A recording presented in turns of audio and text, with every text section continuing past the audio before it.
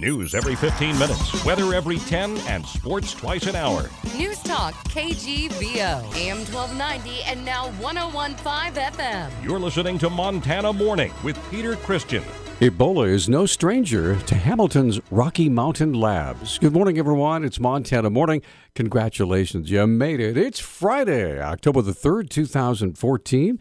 Right now we have a clear sky. It's chilly out there. We have exactly freezing, 32 degrees in Missoula right now. And our newscast this morning sponsored by Temp-Rite Service. Got any plumbing or heating problems? If your furnace is kicking on, call Team Blue at 728-1111. Scientists with the Rocky Mountain Laboratories have been studying the Ebola virus for several years, working with other facilities around the world to develop effective treatments for the virulent disease.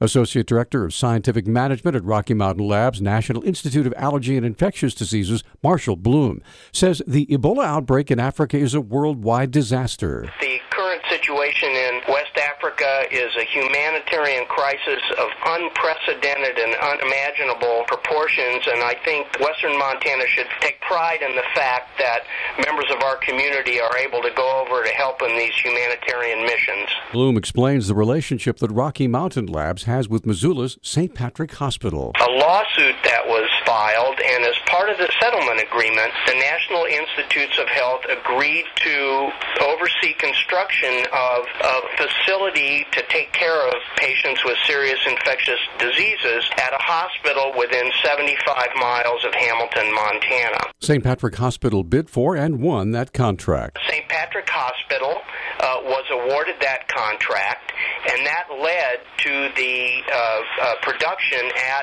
construction at St. Patrick Hospital of what they refer to as the Care and Isolation Unit. Bloom said his confidence in the American medical care system is good to handle any infectious disease challenge. And in a related story, Montana's communicable diseases chief says specialized training and equipment in St. Patrick Hospital puts it on the short list of places to transfer a patient with the Ebola virus. Jim Murphy said yesterday that could include a patient diagnosed in another country who needs the level of care that St. Patrick Hospital can safely provide. The Missoulian reported yesterday that health officials believe the public should be notified if an Ebola patient is transferred to the hospital. A Montana woman who was given a deferred sentence for leaving her then 6-week-old baby alone in a car while she shopped back in April has now been charged with felony child endangerment for failing to adequately feed the baby. Alicia Rose Guyaz of Helena was arrested Monday after taking her 7-month-old son to the doctor. Charging documents say the baby's ribs and shoulder blades were visible through his skin. He weighed just 8 pounds and was extremely malnourished, according to the Independent Record. Missoula County Sheriff's deputies called out to a trailer court in the Target Range area early Thursday morning for a report of an intoxicated man who had discharged a handgun several times inside his mobile home. Public Information Officer Paige Pavallone says when deputies arrived, they ascertained that it was safe to enter the home where they found 51-year-old Jesse Bateman. He was heavily intoxicated. There was drug paraphernalia all over the residence, bongs and pipes and marijuana and whatnot, and there was, in fact, a revolver sitting right near him. He said that he was test-firing his weapon, and he shot 3 holes into the ground. Pavallone says there were several children in the area who claimed that Bateman had threatened to shoot them if they came near his property. When deputies spoke with witnesses on scene, they said that the individual had actually gone outside and threatened some children that were in and around his home. They were not on his property, but they were nearby, and he said, "Okay, you little," expletive words, and went inside and got a gun. Bateman appeared in Missoula Justice Court yesterday and was charged with several misdemeanors, including disorderly conduct, possession of dangerous drugs, and drug paraphernalia. He posted bond and was ordered to appear for a hearing on November 19th. A Laurel couple has pleaded guilty to their role in embezzling money from the Chippewa Cree Tribes Rodeo Association. The Billings Gazette reports Mark and Tammy Leichner helped tribal leaders siphon money from the association's bank accounts by accepting checks made to look like payments for rodeo services.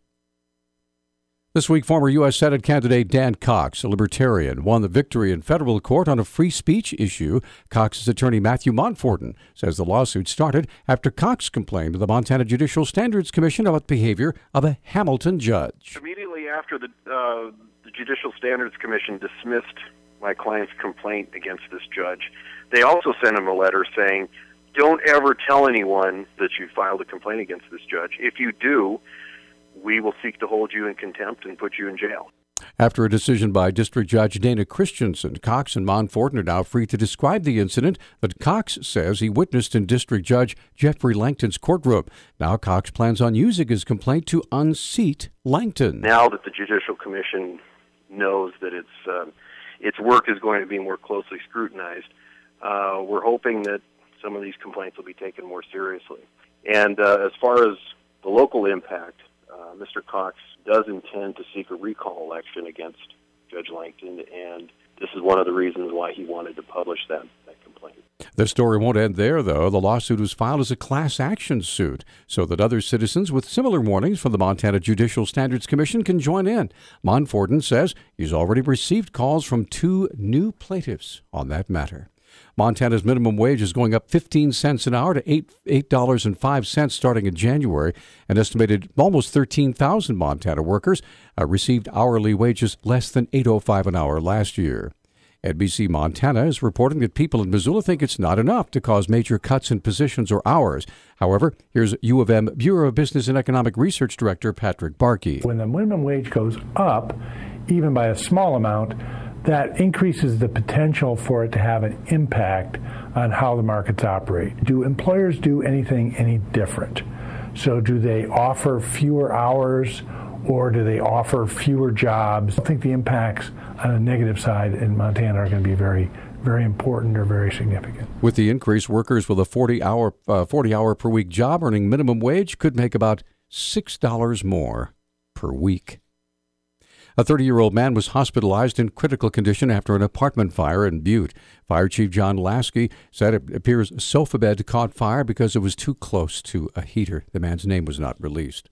Missoula rural fire crews are wearing pink once again during the month of October to raise both awareness and funds for breast cancer research. Firefighter Eric Hewlett said this week that it's the 4th year the department has worn their distinctive pink shirts during October, National Breast Cancer Awareness Month. People can come down here to Station 1 on the corner of South and Reserve and purchase the shirts from us for $20. And we'll also be at different events around the community here in the next month. The next event that we will be at selling shirts will be this Saturday at Southgate Mall. It'll be for the Pink Duck Rodeo from 5 to 7. Again, the shirts are on sale at Fire Station 1 at the corner of South and Reserve. News Talk time is 6:10. News Talk, KGVO. Missoula's official weather station. Plenty of sunshine on tap today. We'll see our highs topping out in the low 60s. Winds will be out of the west at 3 to 6 miles per hour. Mostly clear and cold tonight with lows dropping into the mid to low 30s. I'm meteorologist Brooke Foster for KECI 13.